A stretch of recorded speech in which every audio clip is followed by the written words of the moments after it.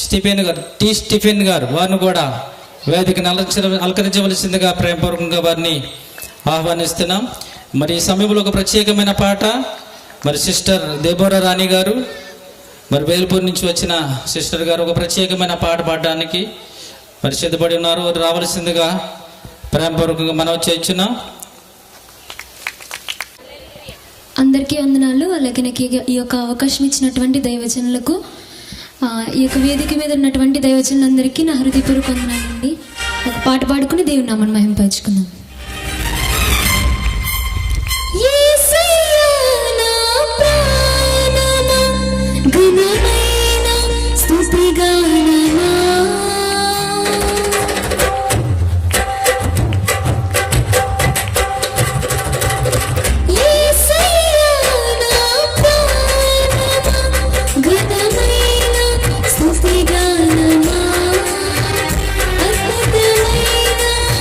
నీ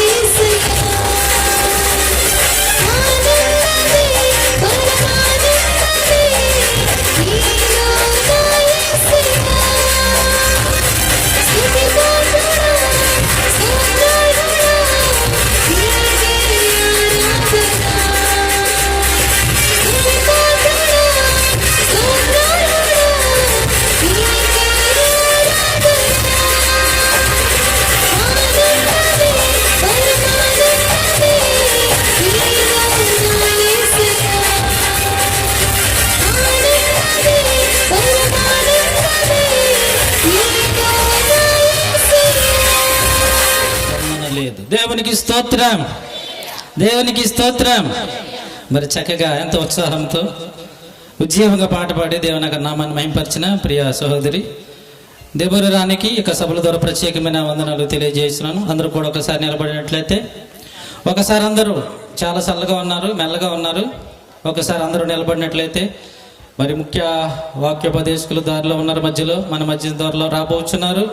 దానికి ముందు మొదటి వర్తమానాన్ని అందించడానికి దైవజనులు మరి వేదికను అలంకరించి ఉన్నారు. అందరూ కూడా నిలబడి వీరవాసర మండలం ట్రెజరర్ గారు వారిని వేదికను అలంకరించవలసిందిగా ప్రేమపూర్వకంగా ఆహ్వానిస్తున్నాం.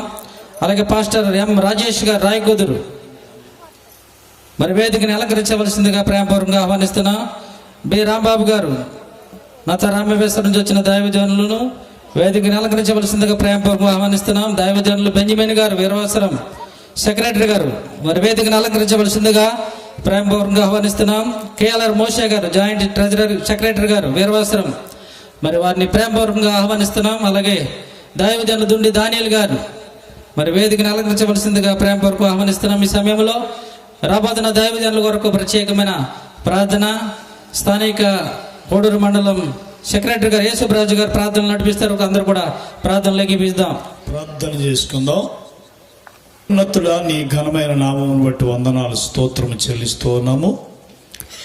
నీకు ఉచితమైన మహాకృప చెప్పిన 2025 సంవత్సరం జనవరి నెల 21వ తారీఖు దినమున దైవజనులు ఏర్పాటు చేసినటువంటి సువార్త సభ ఒక దినం కొరకే ఎన్నో దినాల నుంచి నీ సందులో ప్రార్థన చేయగా ఈరోజు మాకు ఇచ్చిన విధానం బట్టి నీకు వందనాలు. ఈ రాత్రి నీ సందులో జరుగుతున్నటువంటి సువార్త సభను బట్టి నీకు వందనాలు. చేరి వచ్చిన సేవకులు విశ్వాసులైన వారిని బట్టి నీకు వందనాలు, స్తోత్రాలు. ప్రత్యేక సువార్తను ప్రకటించడానికే వచ్చిన దైవజనులను బట్టి, రాబోతున్న దైవజనులను బట్టి నీకు వందనాలు, నడిపించుతున్న దైవజనులను బట్టి వందనాలు, పొడూరు మండల సేవకులను బట్టి, వీరవసర సేవకులను బట్టి, వచ్చిన సేవకులను బట్టి, సంఘమును బట్టి నీకు వందనాలు. మీరు క్రమంగా మర్యాదగా ఆశీర్వాదకరంగా రాత్రి సభను ఆశీర్వదించి మహిమ పొందమని కావాల్సిన శాసనం దయచేయండి. నీ కృపలో మీరు నడిపించమని వేడుకున్నాం, ప్రార్థిస్తున్నాం. సౌండ్ సిస్టాన్ని మీ చేతులకు అప్పగిస్తున్నాం, కరెంట్ మీ చేతులకు అప్పగిస్తున్నాం. దైవజనుల ప్రయాస వ్యర్థం కాకుండా నీ కృపలో కార్యం చేసి మహిమ పొందమని యేసయ్య పరిశుద్ధ నామములో అడిగి మా పరమ తండ్రి, ఆమేన్. మొదటి వర్తమానానికి వెళ్ళే ముందు పరిశుద్ధ లేఖన భాగాలు చదువుకుందాం. దేవుని యొక్క లేఖన భాగాలు చదువుకుందాం. ఏప్రిల్ రాసిన పత్రిక 2వ అధ్యాయము, ఏప్రిల్కు రాసిన పత్రిక 2వ అధ్యాయం 1 నుంచి 4వ వచనం వరకు, అలాగే 2వ వచనం నుంచి 15వ వచనం వరకు నా లేఖన భాగాలు చదువుకుందాం. మొదటి అధ్యాయం 1 నుంచి 4 వచనం వరకు. పూర్వకాలమందు నానా సమయముల్లోనూ నానా విధములుగాను ప్రవక్తల ద్వారా మన పితరులతో మాట్లాడిన దేవుడు ఈ దినముల అంతమందు కుమారుని ద్వారా మనతో మాట్లాడెను. ఆయన కుమారుని సమస్తమునకు వారసునిగా నియమించెను. ఆయన ద్వారా ప్రపంచములను నిర్మించెను. ఆయన దేవుని మహిమ యొక్క తేజస్సును, ఆయన తత్వము యొక్క మూర్తిమంతమునై ఉండి తన మహత్తు గల మాట చేత సమస్తమును నిర్వహించుచు పాపముల విషయములో శుద్ధీకరణము తానే చేసి దేవదూతుల కంటే ఎంత శ్రేష్టమైన నామము పొందెనో వారికంటే అంత శ్రేష్ఠుడే ఉన్నత లోకమందు మహామహుడగు దేవుని కుడిపార్శ్వమున కూర్చుండెను. దేవుడు తన పరిశుద్ధమైన వాక్యమును మన అందరి వినికిడిలో దీవించి ఆశీర్వదించును గాక. ఆమేన్. సమయించిన సేవకులకు నాకు వందనాలు. మరియు గొప్పవారేమి కొద్దివారేమి మృతులైన వారందరూ ఆ సింహాసనము ఎదుట నిలవబడి ఇండుట చూచితిని. అప్పుడు గ్రంథములు విప్పబడిను, మరియు జీవగ్రంథమును వేరొక గ్రంథమును విప్పబడిను. ఆ గ్రంథముల యందు వ్రాయబడి ఉన్న వాటిని బట్టి తమ క్రియల చొప్పున మృతులు తీర్పు పొందిరి. సముద్రము తనలో ఉన్న మృతులను అప్పగించెను. మరణమును పాతాళ లోకమును వాటి వశమునున్న మృతులను అప్పగించెను. వారిలో ప్రతివాడు తన క్రియల చొప్పున తీర్పు పొందెను. మరణమును మృతుల లోకమును అగ్నిగుండములో పడవేయబడెను. ఈ అగ్నిగుండము రెండవ మరణము. ఎవని పేరైనను జీవగ్రంథమందు వ్రాయబడినట్లు కనబడిన ఎడల వాడు అగ్నిగుండములో పడవేయబడెను. దేవుడి కొన్ని మాటలు దీవించిన గాక. ఆమేన్. దైవజనులు స్థానిక సంఘం క్రీస్తు సువార్త సంఘం వారు ఎంతో భారంతో ప్రయాసతో దేవుని యొక్క విలువైన మాటలు అందింప చేయాలని మరెన్నో దినాల ప్రార్థన నేటి దినాన్ని ఇటు విధముగా మనందరం ఇక స్థలం ముందు చేరి ఉన్నాం. మరెంతో ప్రయాసతో భారంతో కొనసాగిస్తున్న ఈ పరిచర్య కొరకు మీ వంతు మీ సహకారాన్ని మరి అందించేవారు మరి ఎదర కొంతమంది పేర్లు రాస్తున్నారు. వారి మీకు ప్రేమపూర్వక విరాళాలను కానుకలను ఇక సభ కొరకు ప్రేరేపింపబడిన వాళ్ళు ఇవ్వాల్సిందిగా మరి ప్రేమపూర్వక మనం చేయించినాం. ఈ సమయంలో మరి మొదటి వర్తమానాన్ని అందించడానికి దైవజనులు సహోదరులు స్టిఫెన్ గారు పాలకొల నుంచి మన మధ్యకు వచ్చిన్నారు. మరి ఈ సమయంలో దేవుని యొక్క వాక్యాన్ని మనకు అందిస్తారు. చిన్న ప్రార్థన మరి స్థానిక సంఘస్థులు మరి దైవజనులు స్టిఫెన్ గారు ఉన్నారు. వారికి సమయాన్ని అపేక్షిస్తున్నారు. అందరూ కూడా చేపల కోట ద్వారా ఆహ్వానిద్దాం. గ్రహించినటువంటి సమయాన్ని బట్టి ఇప్పుడు ఎల్లప్పుడూ యోగగాలు యేసుక్రీస్తు వారి పేరట కలుగునిగాక. అలాగే నాకంటే ముందుగా ఇక్కడ వేదికను అలంకరించినటువంటి అభిషక్తులైనటువంటి ఆత్మపూర్ణులైనటువంటి దైవ సేవకులందరికీ కూడా మన ప్రభును ప్రియ రక్షకుడైన యేసుక్రీస్తు వారి నామములో నా ప్రత్యేకమైనటువంటి వందనాలు తెలియజేస్తున్నాను. అలాగే యేసుక్రీస్తు రక్షణ సువార్త మహాసభ నిమిత్తమై దేవుని వాక్యాన్ని అందించడానికి నన్ను ఆహ్వానించినటువంటి స్థానిక సంఘ కాపరి సహోదరులు పాస్టర్ కె ప్రేమానందం గారికి, అలాగే వారి సంఘ విశ్వాసులకు పెద్దలకు నా ప్రత్యేకమైన వందనాలు తెలియజేస్తున్నాను. ఈరోజు దేవుని వాక్యాన్ని అందించడానికి సమయం ఇచ్చినటువంటి సభాధ్యక్షులు మా సహోదరుడు శేఖర్ బాబు గారికి కూడా నా ప్రత్యేకమైన వందనాలు. అలాగే ముఖ్య వాక్యోపదేశకులుగా దేవుని వాక్యాన్ని అందించడానికి బయలుదేరుస్తున్నటువంటి ఆత్మపూర్లైనటువంటి దైవజనులు పెద్దలు బ్రదర్ ఆర్ వంశీ గారికి కూడా నా ప్రత్యేకమైన వందనాలు తెలియజేస్తున్నాను. చిన్న ప్రార్థన చేసుకుని మనకి ఇచ్చిన ఈ సమయాన్ని సద్వినియోగం చేసుకుందాము. అందరూ కూడా తలలు వంచండి. దేవుని సహాయం కోరుకుంటూ మన ముందు కొనసాగుదాం. మహాపరిశుద్ధుడా, మహోన్నతుడా, దయగల మా నాయన, కృపగల మా తండ్రి, మీ ఘనమైన ఉన్నతమైన అతి పవిత్రమైన నామానికి మా ప్రభువును ప్రియ రక్షకుడైన యేసుక్రీస్తు నామములో కృతజ్ఞతాస్తుతులు స్తోత్రాలు తండ్రి. గడిచినటువంటి కాలమంతా నీ కృపలో మమ్మల్ని బలపరిచింపేవి నా తండ్రి. ఈ మాటలు ధ్యానిస్తుండగా నేను జోడించక నీ పిల్లల కొరకు మీరు ఏదైతే రాయించి నీ గ్రంథంలో పొందుపరిచి మా చేతులు పెట్టారో వాటిని ధ్యానిస్తుండగా మీరు ఏదైతే కోరి వారికి తెలియజేయాలని మీరు ఆశపడుతున్నారో ఆ మాటలు మాత్రమే నీ పిల్లలకు విశదపరచడానికి సహాయం చేయమని మమ్మల్ని మేము తగ్గించుకుంటూ మిమ్మల్ని హెచ్చిస్తూ మహిమా ఘనత ప్రభావాలు మీకు మాత్రమే ఆరోపిస్తూ మా ప్రభును ప్రియ రక్షకుడైన యేసుక్రీస్తు వారి శ్రేష్ఠ పుణ్యనామాన్ని ప్రార్థన మీకు సమర్పిస్తున్నాం మా ప్రియ పరలోకపు తండ్రి. కాను అపోస్తలుడైన పౌలు రెండు విషయాలు మాట్లాడుతున్నారు. ఈ రెండు విషయాల్లో ఒకటి సువార్త ప్రకటించడానికి సిద్ధపడుతున్నప్పుడు, రెండోది ఆ సిద్ధపడి ప్రకటించేటప్పుడు సిగ్గుపట్టలేదట. అయితే మనం ఈరోజు ఈ రాత్రి ఈ మొదటి వర్తమానం ద్వారా నేర్చుకోబోతున్న అంశం ఏంటంటే సువార్త నశించుచున్న వారిని రక్షించుటకు దేవుని శక్తి. నశించిపోతున్న మనిషిని రక్షించడానికి దేవుడు ఒక సాధనాన్ని ఏర్పాటు చేసుకున్నాడు.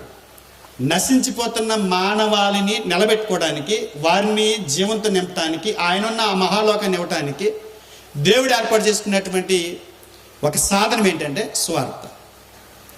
అయితే ఈ సువార్తకి సంబంధించి క్రైస్తవేతరులు ఇరువురు కూడా, క్రైస్తవులు అని అంటే ఇక్కడ కూడిన మనం, క్రైస్తవేతరులు అని అంటే క్రీస్తు ప్రభుని నమ్మని వారు, అంగీకరించిన వారు, ఇరువురు కూడా ఈ సువార్త విషయానికి వచ్చేసరికి చాలా బలహీనవేతరులు ఎలా అంటే క్రీస్తుని నమ్మని వారు సువార్తని ఎలా నిర్లక్ష్యం చేస్తున్నారు అని మనం అడిగినప్పుడు, సువార్తని ప్రకటిస్తున్నప్పుడు ఇంచుమించు ఒక 10-15 సంవత్సరాల నుంచి సువార్త ప్రకటించడానికి చాలా ఆటంకాలు వస్తున్నాయి.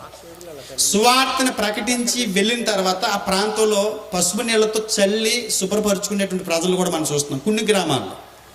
కొన్ని గ్రామాలు శృతి మించి వాళ్ళు ఏం చేస్తున్నారని అంటే పసుపు నీళ్ళు చల్లటమే కాదు, వాళ్ళు ఆ వీధిలో, ఆ వీధి ప్రారంభంలో, ఊళ్ళో, ఆ గ్రామంలోకి ప్రవేశిస్తున్నటువంటి ఆ ప్రారంభంలో ఒక బోర్డు పెడుతున్నారు, అన్యమత ప్రచారం మా గ్రామంలోనికి రాకూడదు, నిషేధం అని. అంటే స్వార్థ అనేది వారు విస్మరిస్తున్నారు. దాన్ని, ఆ స్వార్థ విలువ తెలిసినటువంటి మనం ఒకవేళ తెగించి ముందుకు వెళ్తే కొట్టిన సందర్భాలు ఉన్నాయి, తీవ్రంగా మరణానికి అప్పగించేంత గాయాలు కూడా చేస్తున్నటువంటి పరిస్థితులు ఉన్నాయి. కొంతమంది అయితే చనిపోతున్నారు కూడా, కొన్ని ప్రాంతాల్లో చంపేస్తున్నారు కూడా. అంటే వాళ్ళకి సువార్త అనేది వాళ్ళకి అవసరం.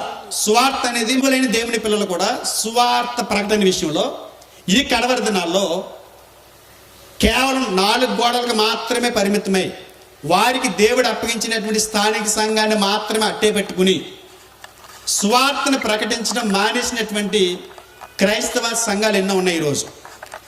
అది రాను రాను సువార్త ప్రకటించడం మాని సంఘానికి పరిమితమైపోతున్నటువంటి పరిస్థితులు కూడా ఈ రోజుల్లో పెరిగిపోతున్నాయి. కారణం ఏంటంటే భయం. ఒకరిని చూసి ఒకరు భయపడుతూ కొడుతున్నారని, తిడుతున్నారని, అడ్డుపడుతున్నారని, ఇలా రకరకాలుగా సువార్తని నిర్లక్ష్యం చేస్తూ వాళ్ళ కర్మలు పోతారు, నాశనానికి పోతారు, వాళ్ళు కోరుకున్నారు కదా వద్దని, కనుక మనం వెళ్ళి ప్రాణం మీద తెచ్చుకోవటం ఎందుకు అని కొన్ని సంఘాలు అయితే సువార్తని నిర్లక్ష్యం చేస్తున్నాయి. కానీ పౌలు గారు ఇక్కడ మాట్లాడినటువంటి ఈ మాటని కాసేపు పక్కన పెడదాం.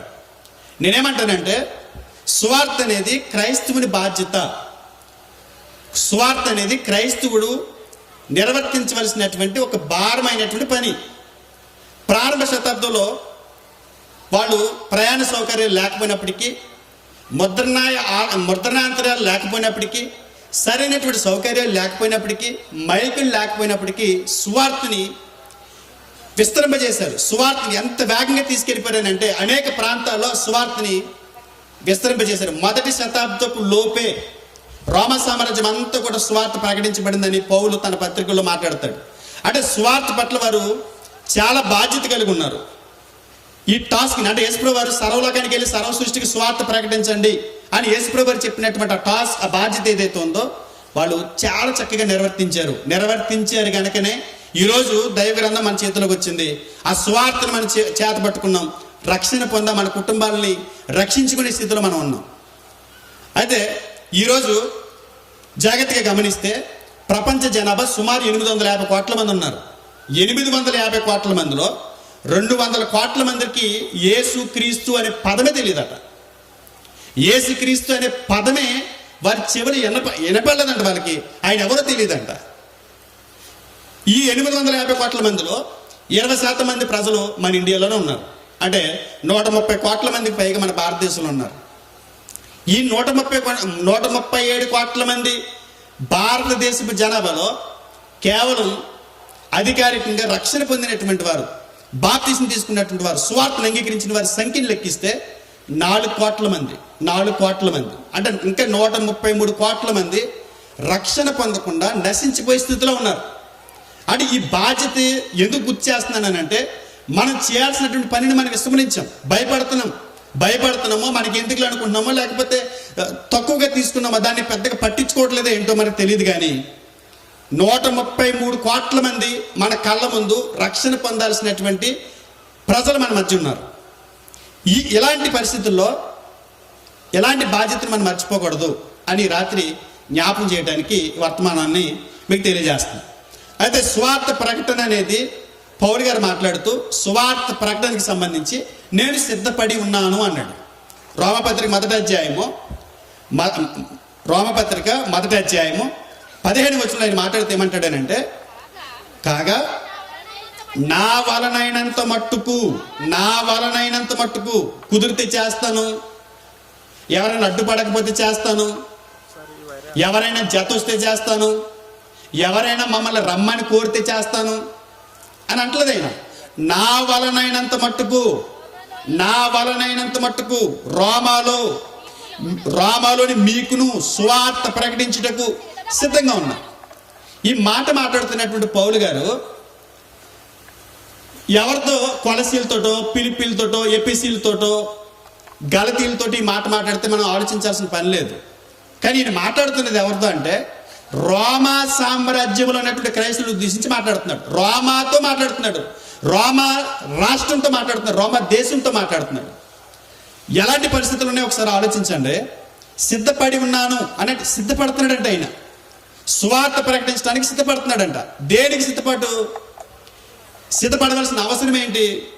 నా వలనంత మట్టుకు నేను విడిచిపెట్టను, నేను సిద్ధపడ్డాను. కారణం ఏంటంటే పౌలు గారు ఈ పత్రిక రాసేటప్పటికి ఈ ప్రపంచాన్ని పరిపాలిస్తున్నటువంటి సామ్రాజ్యం ఏదంటే రోమా సామ్రాజ్యం. ఈ రోమా సామ్రాజ్యంలో అనేక మంది చక్రవర్తులు పరిపాలన చేశారు. కానీ పౌలు గారు ఈ పత్రిక రాసేటప్పటికి పరిపాలన చేస్తున్నటువంటి వ్యక్తి ఎవరు అని అంటే ఒక క్రూరమైనటువంటి నీచుడైనటువంటి వ్యక్తి పరిపాలన చేస్తున్నారు. ఆ వ్యక్తి ఎవరు అని అంటే నీరో చక్రవర్తి. నీరో చక్రవర్తి పరిపాలనలో సువార్త ప్రకటన కాదు కదా, యేసుక్రీస్తు అనే పదం పలకటానికి కూడా భయపడేటువంటి జగుత్సారకమైనటువంటి ప్రాంతం, ఆ పరిస్థితులు కనబడుతున్నాయి. అలాంటి పరిస్థితుల్లో ఆయన అంటాడు, సువార్తను ప్రకటించడానికి నేను సిద్ధపడ్డాను, నేను సిద్ధపడి ఉన్నాను. అంటే నీరో చక్రవర్తి క్రైస్తవులు ఎలా చంపేసేవాడనంటే, ఎంత క్రూరుడనంటే, ఎంత మానవత్వం లేనివాడనంటే, ఎవరైనా యేసుక్రీస్తు వారిని నమ్మాము, యేసుక్రీస్తు వారిని అనుసరిస్తున్నాము, సంఘానికి వెళ్తున్నాము, పాట పాడాము, ప్రార్థన చేశాము అని వినపడితే, ఆయన చెవిలో పడితే ఆయన ఏం చేసేవాడంటే తెలుసా అండి, వారిని పట్టుకుని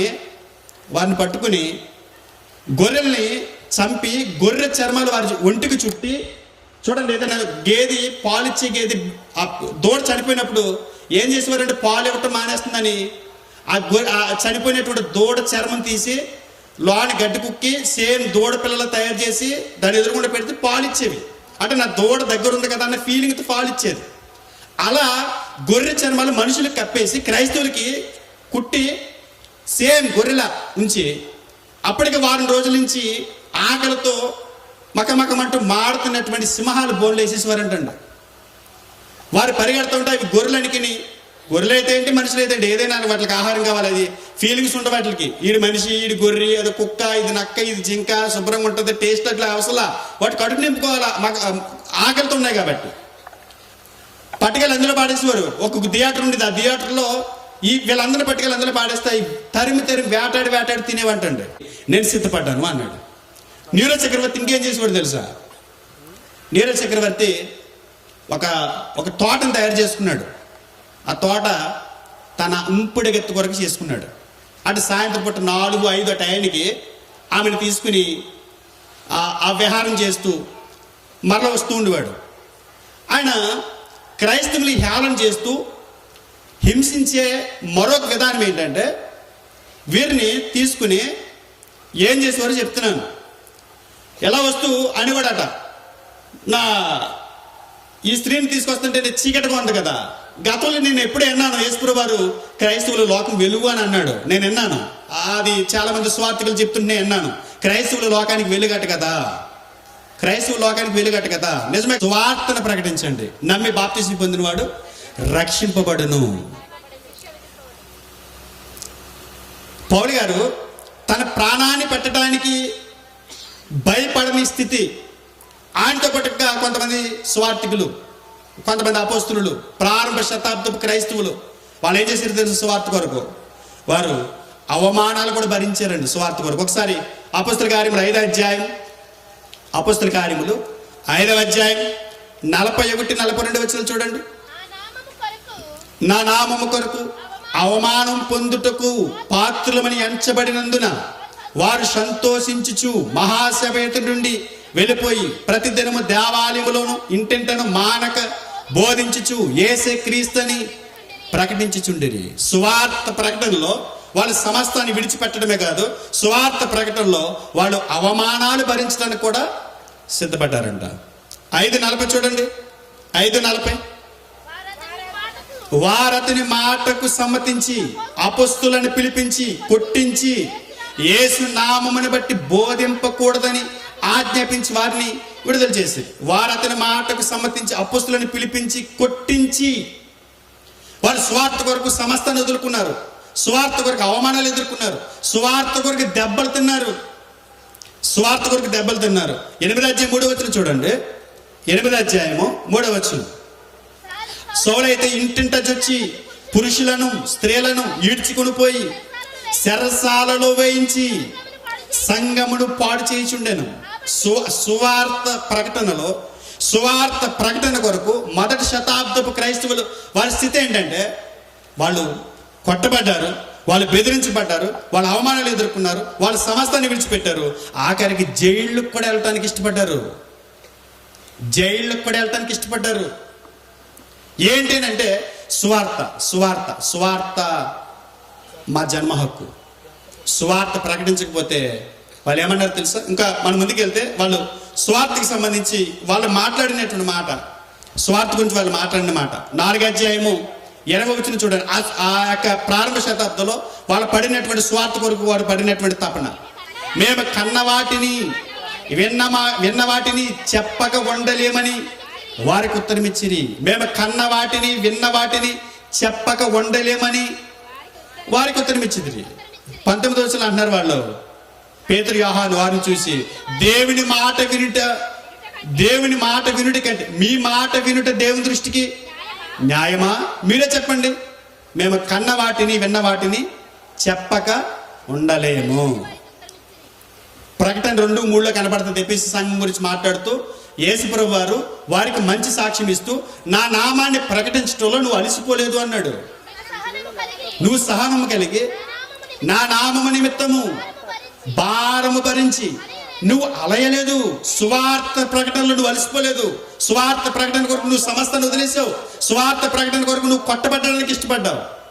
అంటే స్వార్థ ప్రకటనకి ఇంత ప్రాముఖ్యత ఎందుకు ఇచ్చారు? ఇంత ప్రాముఖ్యత స్వార్థ నిమిత్తమై ప్రారంభ శతాబ్దపు క్రైస్తవులు ఎందుకు ఇచ్చారు? ఎందుకు ఇంత తెగింపాలకి?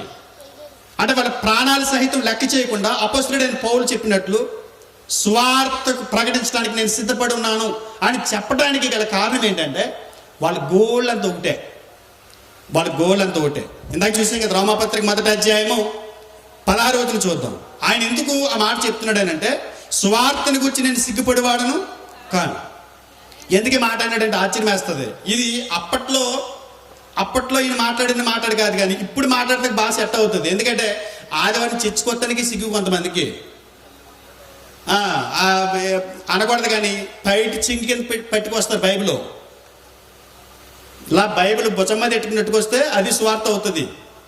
నువ్వు కూడా దిగిపోయావా అంటారు. ఎందులోకి దిగిపోయావు? ఆడు గుంట్లో ఉండి మనల్ని అంటాడు, నువ్వు కూడా దిగిపోయావా? నువ్వు ఉన్నది గుంట్లో, నేను గట్టు మీద ఉన్నాను, నేను ఎక్కేసాను గట్టు, నువ్వు ఎక్కాలి గట్టు అని నా ప్రయాస అని చెప్పడానికి నువ్వు దిగిపోయావా అని అంటారని ఆల్రెడీ గుంట్లో ఉన్నవాడికి భయపడి. నేను అడుగుతాను, సువార్త ప్రకటించడానికి మనకి సిగ్గు ఏంటండి? తాగుబోతుడికి లేని సిగ్గు, వ్యభిచారం చేయటానికి లేని సిగ్గు, సినిమాలు చూడటానికి తన ఆస్తినంతా అమ్మేసుకోవడానికి లేని వాడికి లేని సిగ్గు మనకేంటండి సిగ్గు? సువార్త ప్రకటించడానికి మరి ఏమన్నా చెడు పని చేస్తున్నామా? పనికిరాని పని చేస్తున్నామా? ఉపయోగం లేని పని చేస్తున్నామా? నష్టాన్ని కలిగించే పని చేస్తున్నామా? దేనికి సిగ్గుపడాలి? నేను సిద్ధపడ్డాను సువార్త ప్రకటించడానికి. నేను సిగ్గుపడేవాడిని కాను. ఎందుకంటే ఒకవేళ సువార్త ప్రకటించడానికి నేను సిగ్గుపడాలి అని అనుకుంటే, నేను సువార్త ప్రకటిస్తే దేవుడు సిగ్గుపడాలి. ఈ పనికి మళ్ళీ నా సువార్త చెబుతున్నాడు ఏంటని. ఎందుకంటే ఆయన అంత గొప్ప దేవుడు, ఆయన అంత ఉన్నతమైన దేవుడు, ఆయన అంత రిచ్ గాడ్. ఎవరు నువ్వు నా సువార్త ప్రకటిస్తున్నావు అని ఆయన అంటేమని మనం సిగ్గుపడాలి. మనం సిగ్గుపడాలి. కారణం ఆయన సువార్త ప్రకటించడానికి, యేసుక్రీస్తు నా దేవుడు అని చెప్పుకోవడానికి మనకి సిగ్గు ఏంటండి? ఆయన ఎప్పుడు కూడా ఒకటే పరిచయం చేసుకుంటాడు, నేను అబ్రహాము దేవుణ్ణి, ఇస్సాకు దేవుణ్ణి, యాకోబు దేవుణ్ణి అని. అసలు నువ్వు నేనైతే వాళ్ళ ముగ్గురు పేర్లు తెలుసుకో. ఎందుకంటే అబ్రహాం గారు తన భార్య విషయంలో అబద్ధం ఆడేశాడు, ఇస్సాకు గారు అబద్ధం ఆడేశాడు, యాకోబు గారు మోసగాడు. అలాంటి ముగ్గురు మనం పరిచయం చేసుకుంటామా? ఏమంటాం? నేను హానోకు ఫ్రెండ్ని, దానియేలు గారు నాతో మా అన్నయ్య, నేను ఆయనతో కలిసి తిరిగాను అని చెప్పుకుంటాం. ఎందుకంటే వాళ్ళు మంచి సాక్ష్యాలు కలిగి ఉన్నారు కాబట్టి. కానీ దేవుడు వాళ్ళ దేవుడు అని చెప్పుకోవడానికి ఆయన సిగ్గుపడాల. అలాంటి దేవుడిని ప్రకటించడానికి మనం ఎందుకు సిగ్గుపడాలి? సిగ్గుపడితే ఆయన పడాలి. ఎందుకంటే వీడు నిన్నటిదాకా బ్యాండ్ కొట్లు తిరిగాడు, ఇవాళ మారు మనసు పొందని అంటున్నాడు. నిన్నటిదాకా సినిమా థియేటర్లను తిరిగాడు, మారు మనసు పొందని అంటున్నాడు. వీడు సువార్త పట్టుకుని వెళ్తే ఎవడైనా మారు మనసు పొందుతాడా? వీడు బతుకు చూసి ఎవడైనా నా వద్దకు వస్తాడా అని ఆయన సిగ్గుపడాలి, ఆయన భయపడాలి. కానీ నేనేమంటానంటే సువార్త ప్రకటించడానికి సిగ్గుపడకూడదు, సువార్త ప్రకటించడానికి సిద్ధపడాలి. పౌలు గారి మాట ఆశ్చర్యాన్ని కలిగిస్తుందండి. వాడు సమస్తాన్ని వదిలేసుకుని బెదిరించిన, కొట్టిన, గిట్టిన, చంపిన, ఏం చేసినా సువార్త సువార్త సువార్త సువార్త. ఎందుకు ఆ ప్రయాసం, ఎందుకు ఆ తపన వాళ్ళకి, ఎందుకు ఆ తాపత్రయం వాళ్ళకి అని అంటే పౌలు గారు చెప్పాడు 16 వచనం, సువార్తను గురించి నేను సిగ్గుపడివాడను కాను. ఎందుకంటే ఏలయనగా, అసలు విషయం చెప్తున్నాడు. ఎందుకు సిగ్గుపడ్డావు, ఎందుకు సిద్ధపడున్నాడో అసలు విషయానికి వస్తున్నాడు ఆయన. ఏలయనగా నమ్ము ప్రతివానికి, ఏమండి, నమ్ము ప్రతివానికి. ఇది కేవలం భూమి మీద ఆసియా ఖండంలో కేవలం ఇజ్రాయెల్ ప్రజలకు మాత్రమే అనుకుంటున్నారేమో, లేకపోతే ఇది పలానా ప్రాంతం వారికి మాత్రం అనుకుంటున్నారేమో, లేకపోతే పలానా వర్గం వారికి మాత్రం అనుకుంటున్నారేమో. నమ్ము ప్రతివానికి, నమ్ము ప్రతివానికి, బొందులో ప్రాణమున్న ప్రతివాడికి, నాసిక రంధ్రాల్లో ఊపిరున్న ప్రతివాడికి రక్షణ కలుగజేయటానికి. వాళ్ళు ఎవరంటే మొదటి యూదులు ఎంపిక చేసుకున్నాడు ఆయన. ఆ రక్షణ ఇవ్వడానికి మొదటి యూదులు ఎంపిక చేసుకున్నాడు. యూదులు సరిగా లేరు, అందుగురించే ఆ యూదులు పోగొట్టుకున్న దాన్ని అన్యజనులైనటువంటి మనకిస్తూ ఆయన అంటాడు, యూదునికి గ్రీసు దేశస్తునికి కూడా రక్షణ కలుగు చేయుటకు అది దేవుని శక్తి. అది రక్షణ కలుగు చేయుటకు దేవుని శక్తి. దేవుని శక్తి అట. అంటే ఎందులో కనబడుతుంది శక్తి? ఎందులో కనబడుతుంది శక్తి? సువార్తలో. ఇంతన్న తర్వాత కూడా మీరు అలా చూస్తున్నారు అనుకోండి, నాకు శక్తి పోద్ది. ఇంతన్న తర్వాత కూడా మీరు ఆగా చూస్తున్నారు అనుకోండి, నాలో ఉన్న పల్స్ డౌన్ అయిపోతాయి. ఎందులో ఉంది శక్తి? సువార్తలో శక్తి ఉందంట. అంటే ఏ శక్తి అది? ఎలాంటి శక్తి అది? దేవుని శక్తి.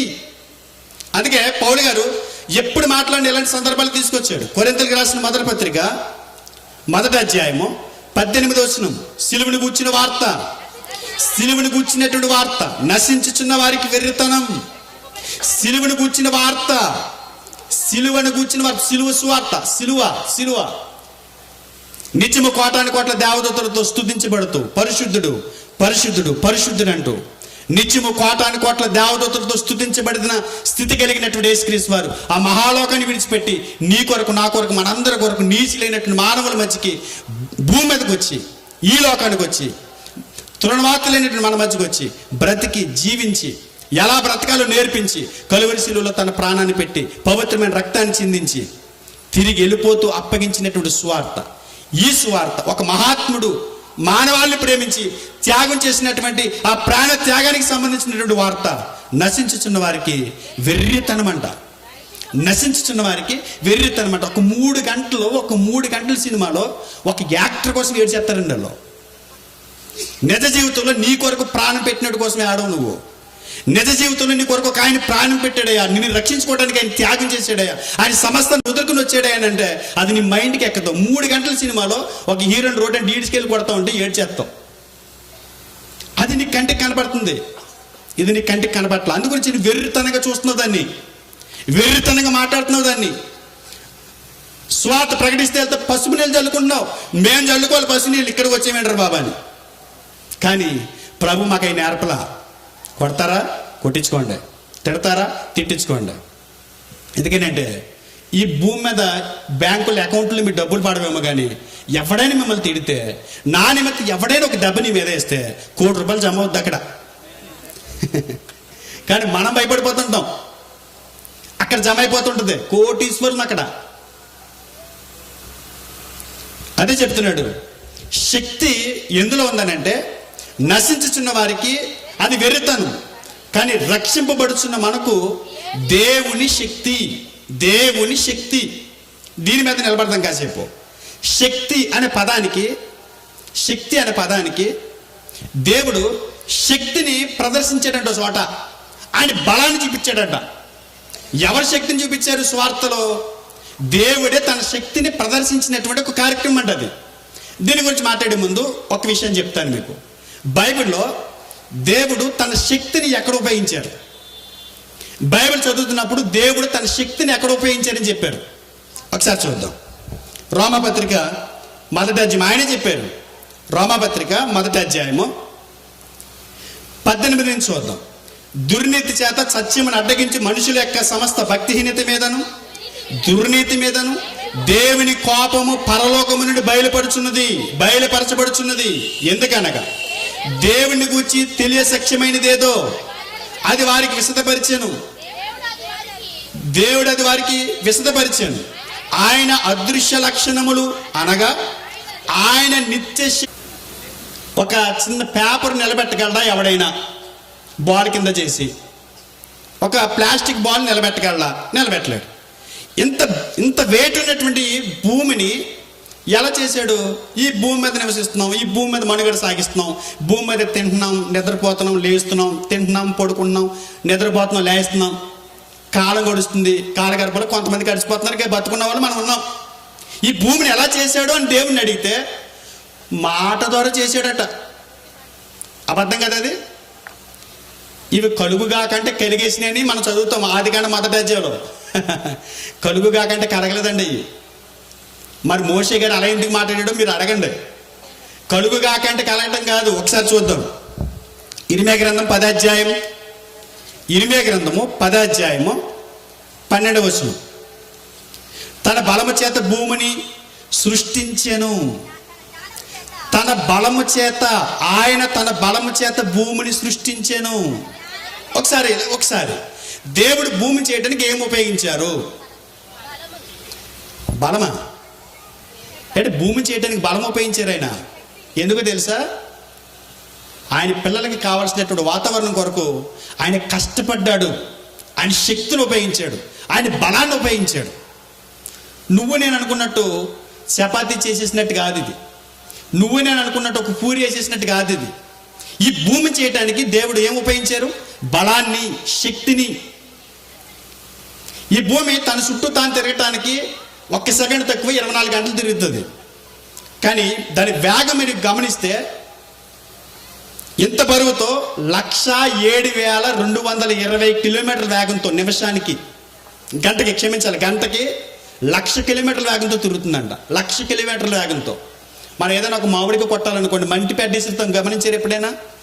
నేను చిన్నప్పుడు ఇలాగే చేసేవాడిని. మామిడికాయ కనబడుతుంది అనుకోండి, బెడ తీసుకుని పైకేసేవాడిని. ఆ మామిడికాయ దగ్గరికి వెళ్ళి లోపి పెద్ద ఏమయ్యేదంటే ఎదురుగాలికి అలా మొక్కలైపోయి కాయ దగ్గరికి వెళ్ళేది కాదు. ఎందుకంటే ఎదురొస్తున్న గాలికి ఒక మంటి పెద్ద ఎదురు వెళ్తుంటే అది చీలిపోద్ది. మరి ఇంత వెయిట్ ఉన్నటువంటి భూమి గంటకి 1,00,000 కిలోమీటర్ల వేగంతో వెళ్తుంటే ఎందుకు పిగిలిపోవట్లేదు అని అంటే ఆ భూమిని తన శక్తి చేత, తన బలం చేత తిప్పుతున్నాడు. చేతి మీద తిప్పుతున్నాడు. ఈ భూమిని తిప్పటానికి దేవుడు తన శక్తిని వాడుతున్నాడు, తన బలాన్ని ఉపయోగిస్తున్నాడు.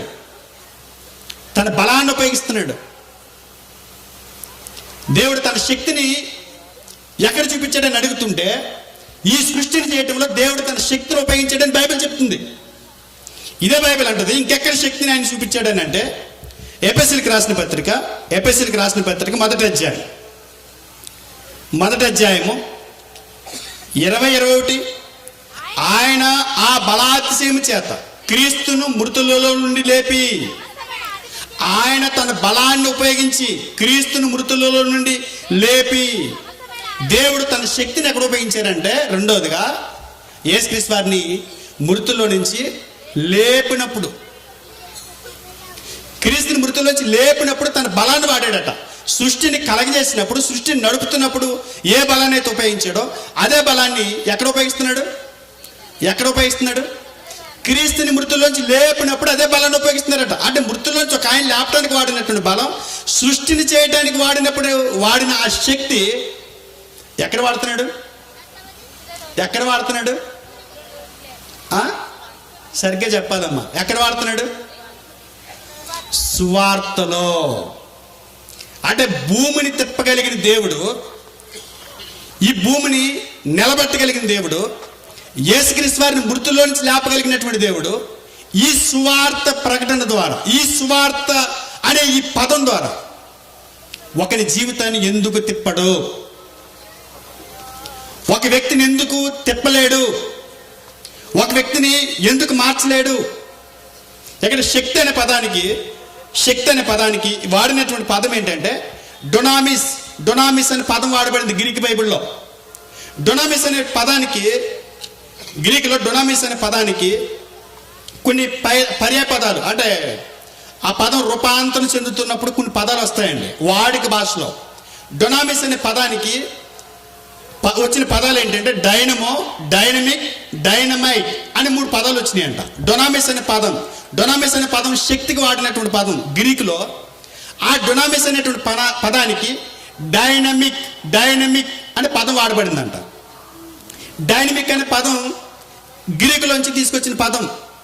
డైనమిక్ అంటే అర్థం ఏంటంటే శక్తివంతమైనటువంటి పనులు చేస్తున్నప్పుడు వాడే పదం. కానీ మన సేవకులకు తెలుసు, మనం చాలా సందర్భాలు చూస్తాం, పనికి మన మనుషులకు వాడతాం అది. యంగ్ అండ్ డైనమిక్ లీడర్ ఎవడు మార్చాడు? ఏం చేయగలిగాడు? Young and dynamic hero. ఆడికి 60 కేజీలే ఉంటుంది ఒంట్లో కండ. 60 కేజీల కండ ఉన్నవాడిని తీసుకొచ్చి డైనమిక్ హీరో అంటున్నారు. ఎవరిని మార్చాడంటే మార్చాడు. మంచి వ్యక్తుల్ని దుర్మార్గులుగా మార్చాడు తన నటన ద్వారా. శక్తి డైనమిక్ ఏది? సినిమా యాక్టర్ కాదు, డైనమిక్ రాజకీయ నాయకుడు కాదు. డైనమిక్ ఏంటి చెప్పనా? సువార్త నీ కుటుంబాన్ని కడుతుంది. సువార్త నీ గ్రామంలోకి రావని, నీ భర్తను మారుస్తుంది. తాగుడికి బానిస అయిపోయి కుటుంబాన్ని నిర్లక్ష్యం చేస్తూ వెచ్చలవిడి తాగుడు ద్వారా, వ్యసనాల ద్వారా తన ఆరోగ్యాన్ని పాడు చేసుకుంటూ భార్యని, పిల్లల్ని నిర్లక్ష్యం చేస్తూ బ్రతుకుతున్నటువంటి, వెచ్చలవిడి జీవితం జీవిస్తున్నటువంటి, అవమానకరమైనటువంటి జీవితం జీవిస్తున్నటువంటి నీ భర్తని మారుస్తుంది సువార్త. డైనమిక్ బలం అందులో ఉంది. అలాంటి సువార్త పట్టుకుని వస్తే పసుపు నీళ్ళు చల్లుతూ వింటారు నాయన. నీ మీద చల్లేస్తారు పసుపు నీళ్ళు. ప్యాన్ నీళ్ళు చల్లారంటే మన ఎక్కడో ప్యాన్ నీళ్ళు. ఒక పనికి మాలోడు వస్తే మాత్రం పరుగులు ఎత్తుకుని వెళ్ళిపోతారు. అక్కడికి 4 స్టెప్పులు ఎత్తాడు. ఆ మూల నుంచి మూలకి 4 స్టెప్పులు ఎత్తాడు. ఆ స్టెప్పులు చూసి అయ్యి బాబు యంగ్ అండ్ డైనమిక్ హీరో మావాడు. తినటానికి తిండి లేకపోయినా, అద్దె కట్టడానికి డబ్బులు లేకపోయినా, ఫ్లెక్సీ కట్టడానికి అప్పు చేసి కట్టేస్తున్నాడండి. నాది వేసుకో, నా ఫోటో ఎదురు ఉండాలి. ఎంత అడితే ఫ్లెక్సీ మొత్తం 10,000 అంటున్నారా, నాకు 15 రాసుకో. ఇంట్లో అవయా బియ్యం అయిపోయినాయి అంటే బియ్యమా ఎక్కడితో కూడా తెచ్చుకో, కోట మీద రాలేదు అంటున్నాడు. ఇలాంటి దౌర్భాగ్యాలు మార్చే శక్తి స్వార్థకు ఉంది. అందుకే అన్నాడు పౌలు గారు, నేను సిద్ధపడతాను చచ్చిపోవడానికి. కానీ ఎందుకంటే ఈ స్వార్థ ఇలా మారుస్తుంది అనుకుంటే ఆ స్వార్థ కొరకు నేను సిగ్గుపడను. నా ఆఖరికి నా ప్రాణాన్ని కూడా ఇచ్చేస్తాను. జైలుకి వెళ్తాను కూడా నేను సిద్ధంగా ఉన్నాను. ఎందుకో తెలుసా? మీ జీవితాలు బాగోవాలి, మీ కుటుంబాలు బాగాలి. దేవుడు తన శక్తిని సృష్టిని చేసినప్పుడు ఉపయోగించాడు. దేవుడు తన శక్తిని యేసుక్రీస్తు వారి మృతుల్లోంచి లేపడానికి ఉపయోగించాడు. దేవుడు తన శక్తిని ఈ సువార్త ఎవరైతే పడుతుందో వాడు బ్రతుకుని దిద్దటానికి ఉపయోగిస్తున్నాడట. వాళ్ళ బ్రతుకుని కట్టడానికి ఉపయోగిస్తున్నాడంట. వాళ్ళ కుటుంబాలు నిలబెడటానికి ఉపయోగిస్తున్నాడు దేవుడు. అది సువార్తలో ఉన్న శక్తి. ఈ రాత్రి నేను అడుగుతున్నాను, మైక్ ద్వారా వింటున్నటువంటి నా ప్రియమైనటువంటి క్రైస్తవేతర సహోదరులకు నేను మాట్లాడుతున్నాను. దయచేసి మీరు సువార్తను అడ్డు పెట్టకండి, మీ కుటుంబాలు బాగుంటాయి. దేవుడు భూమిని తిప్పడానికి ఉపయోగించిన శక్తిని నీ భర్తను మార్చడానికి ఉపయోగిస్తాడు. నీ భార్య వెచ్చలివిడి తనంతో బ్రతుకుతున్న తన జీవితాన్ని మార్చడానికి ఇష్టపడతాడు. మద్యానికి అలవాటు పడిపోయి, మత్తు పదార్థాలకు అలవాటు పడిపోయి ఈ వ్యక్తి ఊళ్ళో బతుకుతున్నాడని అంటే ఆ వ్యక్తిని చూసి మేము భయపడుతున్నవారు బాబు. పాలనోడు కొడుకు చూస్తుంటే ఆ వ్యక్తి ఎంత నీచుడనంటే ఆడపిల్లలు వెళ్తుంటే భయం వేస్తున్నారు బాబు, అంత నీచంగా బతుకుతున్నాడు వాళ్ళ అబ్బాయి అని చెప్పుతున్న ఆ యవ్వనస్తుడైన బ్రతుకును మార్చడానికి సువార్తలో శక్తి ఉంది. దాన్ని వినియోగించుకుంటావా? దేవుడి రాత్రి మనతో మాట్లాడుతున్నాడు. ఖచ్చితంగా సువార్త మన బ్రతుకుల్ని దిద్దుతుంది. ఖచ్చితంగా సువార్త మనకి శక్తి. దేవుడు ఆ సువార్త ఎవరైతే హృదయపూర్వకంగా స్వీకరిస్తారో, ఎవరైతే సువార్తని తమ గడపని తొక్కనిస్తారో వారి కుటుంబాలు బాగుంటాయి. ఎందుకంటే సువార్త విన్నవారి కుటుంబాల్లో, సువార్త విన్నవారి వ్యక్తుల జీవితాల్లో దేవుడు తన శక్తిని చూపించడానికి ఇష్టపడుతున్నాడు. అలాంటి సువార్తని మనం విస్మరించాం. ఎవడంటాడులేండి, ఎవడు మారిపోతాడులేండి, ఎన్నిసార్లు చెప్పానండి, నీకు చెప్పమన్నాడు అంతే, నువ్వు చెప్పు. మారతాడా మారిపోతాడు తర్వాత. ఎప్పుడు మార్చుకోలేనికి తెలుసు, ఎలా మార్చుకోలేనికి తెలుసు, ఏం పెట్టి తిప్పుకోలేనికి తెలుసు. ఎందుకంటే ఆ సువార్త అనేటువంటి ఆ నినాదం, సువార్త అనేటువంటి ఆ బాక మనం ఓదకపోతే ఎలా మారుతారు? అసలు దేవుడు తన శక్తిని ఉపయోగించుకునేటువంటి ఒక ఉన్నతమైనటువంటి ఆ సువార్త అనేటువంటి ఆ భాగ్యాన్ని మనం చేయకపోతే దేవుడు ఇంకెలా రక్షించుకుంటాడు మనుషుల్ని? ఇంకొక విషయం ఏంటంటే, ముగించేస్తాను నేను. ఇంకొక విషయం ఏంటంటే, అన్యజనులు లేని వారిని మారుస్తుంది, ఓకే, అంతవరకు బాగానే ఉంది.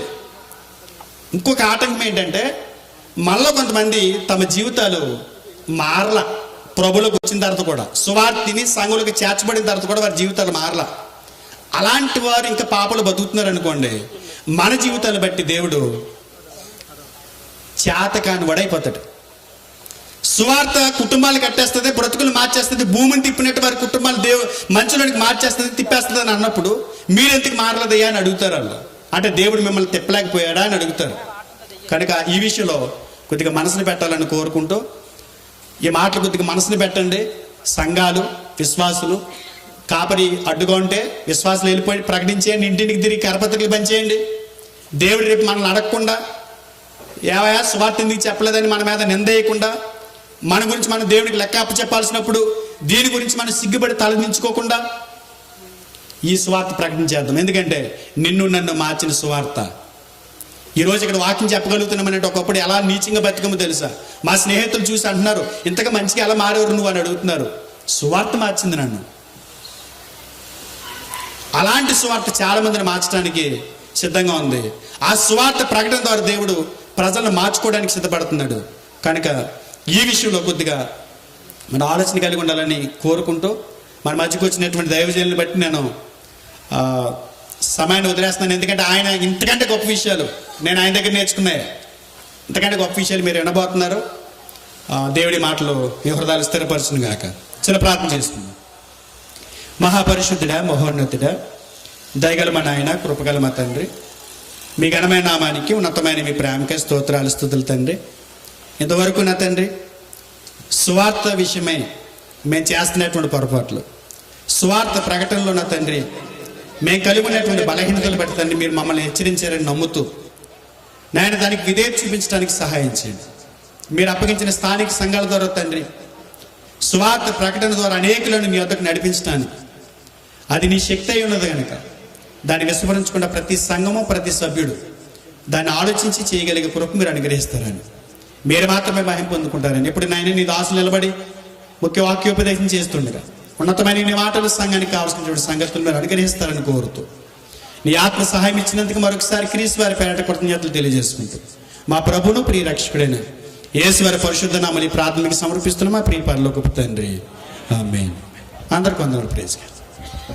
మరి చూశారు కదండి, దైవజనులు మరి ఆర్ వంశీ గారు దేవుని యొక్క వాక్యాన్ని ఎంతో చక్కని రీతిగా, చిన్నపిల్లవాడు అరటిపండు ఒడ్చుకోలేనివాడు ఒడిచిపెట్టి జ్యూస్ చేసి మరి తినిపించేటట్లుగా ఎంత చక్కగా వివరించి ఈ యొక్క సభలో అమూల్యమైన వాటిని అందించిన దైవజనులు, ఆత్మీయ సహోదరులు ఆర్ వంశీ గారికి మన అందరి తరపున సభ ద్వారా ప్రత్యేకమైన వందనాలు తెలియజేస్తున్నాను. వందనాలు సార్.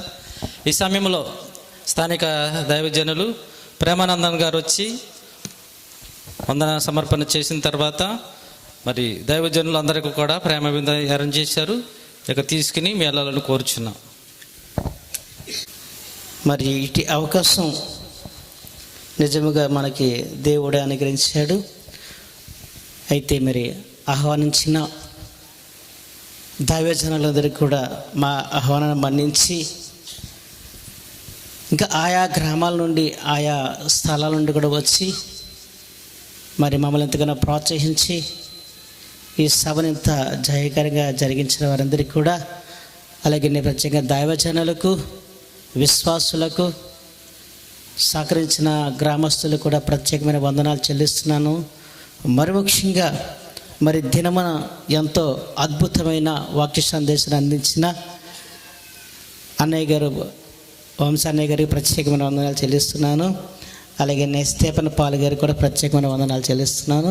దైవజనులందరికీ కూడా ప్రత్యేకమైన వందనాలు. మరి పిల్లి రాజు గారు చక్కని పాటలు పాడి వినిపించి ఇంత చక్కగా ప్రోత్సహించిన మరి దైవజనులందరికీ కూడా ప్రత్యేకమైన వందనాలు. మరి ఇక ఈ సభ జరగటానికి కారణం మరి మొదటి ఆలోచన, నేనైతే ఎప్పటి నుంచో సభ పెట్టాలని నాకు ఆశ ఉంది, కానీ అది నా వల్ల కాలేదు. అంటే ఒంటరి వాడిని కనుక. అయితే నా స్నేహితుడు దుబాయ్లో మాకు పరిచయాన్ని బట్టి మరి ఆయన చక్కని ఆలోచన ఇచ్చినప్పుడు సరే ఈ విధంగా చేద్దామన్నాయంటే చేద్దాం అనుకున్నామండి. మరి ఇక వారి సహకారంతో ఇక సభ నిర్వహించడం జరిగిందండి. మరి ప్రత్యేకంగా సహకరించిన తమ్ముడు సన్నిధి కుమార్కి ప్రత్యేకమైన వందనాలు. అలాగే మమ్మల్ని ఎంతగానో వినటువంటి ప్రోత్సహిస్తున్న బ్రదర్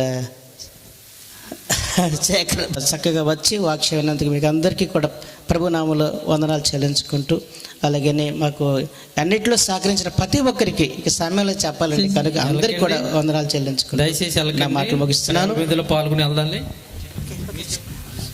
ఏమైనా సభ మన చర్చ ప్రాంగణంలో అందరికీ కూడా భోజనాలు ఏర్పాటు చేయడం జరిగింది. ప్రతి ఒక్కరికి కూడా మీరు భోజనాలు చేసి వెళ్ళవలసిందిగా ప్రభు పేరిట మనవి చేస్తున్నాను.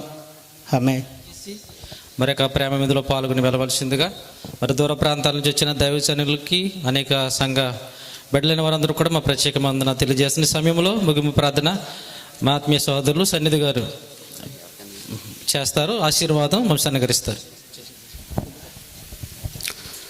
ప్రార్థన చేసుకుందాం.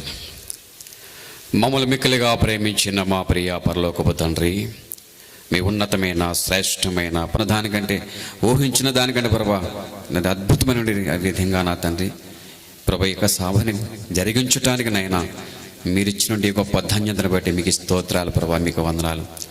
అటువంటి మహాసభలో నా తండ్రి అనేకమైన ప్రాంతాల నుంచి ప్రభా నీ పిల్లలు వచ్చినారు. వారందరితో ప్రభా నీ దేవాత్సల ద్వారా మీరు మాట్లాడిన విధమును బట్టి మీకు స్తోత్రాలు చెల్లిస్తున్నాం ప్రభా. అవును ప్రభా, ఎంత గొప్ప దేవుడు తండ్రి, ఎంత గొప్ప ప్రేమనైనా నీది నాయనా. ప్రేమ ఉంది కాబట్టి ప్రభా ఇదిగోనట్టండి, ఇదిగో ప్రభా ఈ చలికాలంలో కూడా ప్రభు నా తండ్రి దోవల మధ్యన ప్రభా నీ మాటలు వినాలని ప్రభా నీ పిల్లలు ఎంత ఆత్మతగా ఎదురు చూస్తున్నాను నా తండ్రి. మీ ఆటలు వినిపించేసి ప్రభు శరీరం సహకరించకపోయినా నా తండ్రి నీ శక్తి కలిగిన మాటలు విని ప్రభు వారి హృదయాలను ధైర్యపరచుకుని ప్రభు వారి ఆత్మీయ జీవితాలను బలపరచుకుని ప్రభు నీ సన్నిధిలో నిలబడి ఎంతవరకు ప్రభు నీ దాసుల ముఖాంతరం నీ పిల్లలతో మాట్లాడని విధానం బట్టి మీకు స్తోత్రాలు తెలుసు. ఇంకను ప్రభు అనేకమైనప్పుడు జనాంగాల మధ్య ప్రభు నీ దాసులను వాడుకోండి. బలమైన వర్తమానములు ప్రభు నీ పిల్లలు వినిపింపచేయండి దేవా, మీకు స్తోత్రాలు ప్రభా, మీకు వందాలు. ఆయా ప్రాంతాల ప్రతి ఒక్క బిడ్డను కూడా మీరు దీవించండి, ఆశ్రయించినప్పుడు మీకు స్తోత్రం. ఇంక ఇటువంటి కార్యక్రమం అనేక మీరు చేయడానికి మీ సహాయం తెచ్చండి, మీకు వందనాలు. కూడి వచ్చిన అందరినీ మరొకసారి జ్ఞాపం చేసుకోండి. ప్రారంభం నుంచి ఆఖరి వరకు కూడా క్రమంగాను మర్యాదగాను నాయన నీ ఉన్నతమైన నామానికి మహిమకరంగాను కూడి వచ్చిన మా అందరికీ ఆశీర్వాదంగా జరిగించిన విధానానికే మీరు ఒకసారి మీ స్తోత్రములు చెల్లిస్తున్నాం నాయన, మీకు వందనాలు. మరొకసారి అతను ముగించిన మేము బాల్యవరించుకుండగా నీ కృప, నీ కాపుదల, మీ భద్రత, మీ క్షేమాన్ని ఇచ్చినది తిరిగి మరొక వారం ప్రభు నీ సన్నిధిలో కలుసుకునే కృప మాకును మాకు అందరికీ అనుగ్రహించమని మీ పాదాల చెంత కృతజ్ఞత ఆస్తుతులు చెల్లించుకుంటూ సమస్త మహిమ ఘనత ప్రభావాలు మీరు మాత్రమే పొందుకోమని అతి త్వరలో రానైనటువంటి మీ ప్రియకుమారుడు మా ప్రభువుని యేసుక్రీస్తుల వారి శ్రేష్టమైన ఉన్నతమైన ప్రశస్తమైన నామములో ప్రార్థించి అడిగి వేడుకొనుచున్నాము పరమ తండ్రి, ఆమేన్.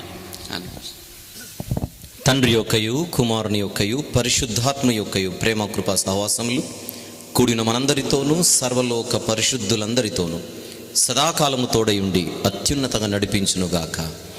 ఆమేన్.